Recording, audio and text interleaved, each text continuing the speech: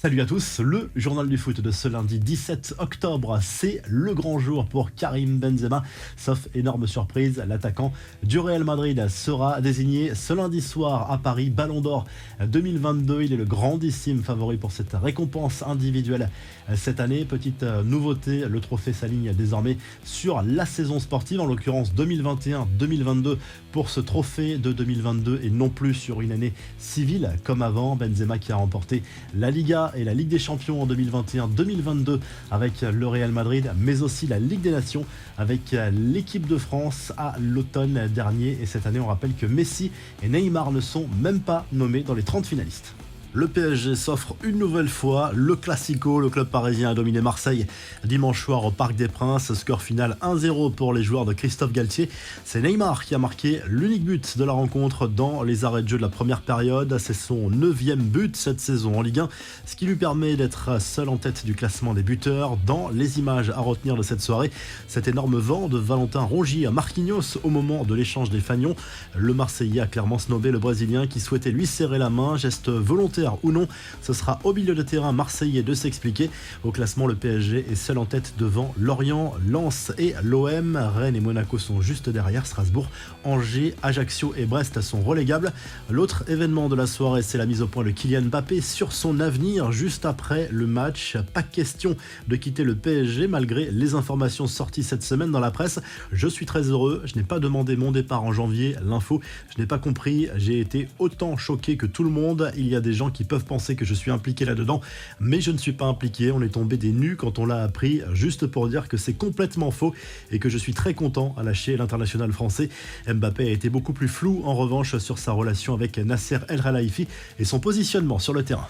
On passe aux infos en bref, on évoquera le Classico Real Barça en revue de presse, mais on ne résiste pas à vous parler de ce pari fou du rappeur Drake, mis à l'honneur par le FC Barcelone. Le Canadien avait partagé un combiné où il misait plus de 800 000 € sur la victoire du club catalan. Rodrigo et David Alaba, qui ont joué dimanche pour le Real Madrid, n'ont pas hésité après le match à chambrer l'artiste sur les réseaux sociaux. Victoire 3-1 du Real Madrid, direction l'Angleterre où Cristiano Ronaldo était titulaire ce dimanche face à Newcastle en Première Ligue. Lors de ce match, CR7 a tenté de marquer un but de renard en chippant le ballon à Nick Pope, le gardien des Magpies, lors d'un coup franc. L'arbitre a refusé le but et donné un carton jaune au Portugais, estimant que le ballon n'avait pas encore été remis en jeu. On vous en parlait la semaine dernière, Neymar confronté à la justice espagnole à partir d'aujourd'hui. Audience devant un tribunal de Barcelone dans le cadre de malversations présumées autour de son transfert au Barça en 2013. Le ministère public réclame 2 ans de prison et 10 millions d'euros d'amende aux Brésiliens. À la confidence de Dimitri Payet, habituel chambreur lors de sa carrière, le Marseillais a reconnu qu'il avait choisi de changer sur ce point de vue suite aux incidents de la saison passée, notamment lors du match à Lyon. Il l'assume, il ne souhaite pas ajouter d'animosité dans les stades. Je me suis rendu compte que ça pouvait amener de la violence, de la haine dans les tribunes, et pour l'avoir vécu, ce sont des choses que je ne veux plus, a lâché le meneur de jeu olympien. Enfin, la Ligue 1 sur une base record en termes de cartons rouges cette saison, cela se confirme journée après journée. 3 de plus lors de la 11e journée, cela fait 43 expulsions depuis le début de la saison, le pire ratio pour les 5 grands championnats européens. À titre de comparaison, il n'y a eu que 7 cartons rouges en Première Ligue. La revue de presse, on retrouve Neymar et Kylian Mbappé ce lundi en une du journal L'équipe au lendemain de la victoire du PSG dans le Classico face à Marseille. Une victoire qui fait du bien au moral des Parisiens après une semaine agitée en coulisses et 3 matchs nuls consécutifs, toutes compétitions confondues.